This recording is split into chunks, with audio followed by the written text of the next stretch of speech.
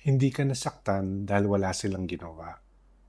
Nasaktan ka dahil umasa ka na gagawin nila kung paano mo ginawa para sa kanila.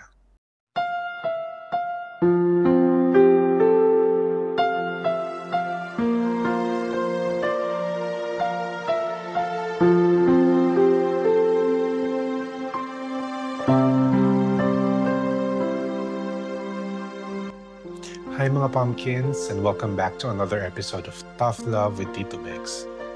Kamusta na mga pumpkins ko? I hope you had a great and meaningful Holy Week. Now, let's talk about something na lahat tayo naranasan na.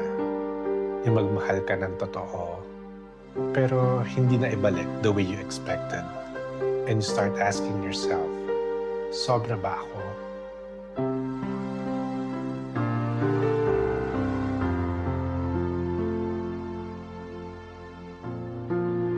The reason you're hurting is not because you love too much. It's because you expected them to love you the same way you do. Same effort, same urgency, same consistency. Pero mga pumpkins, hindi lahat ng tao marunong magmahal na katulad mo. Because people can only give what they know and what they're capable of.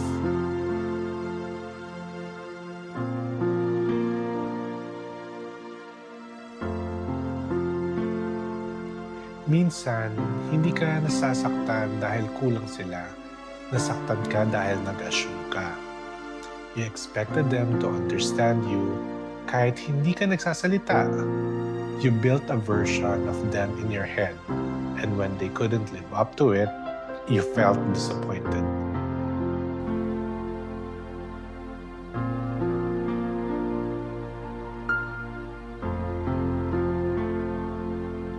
Here's the truth.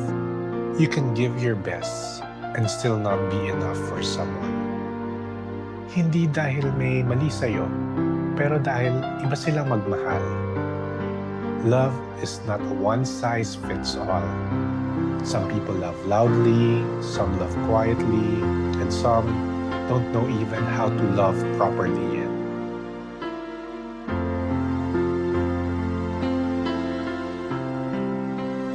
So stop breaking yourself, try to teach someone how to love you.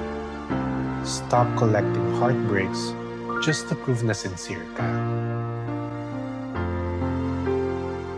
Love is not something you force. It's something that meets you where you are. And if they can't meet you there, it doesn't mean you're too much.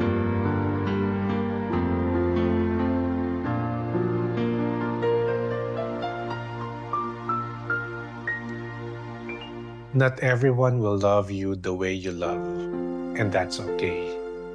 Tandaan, hindi ka sobra. Hindi lang kayo pareho magmahal. Tell me, baby.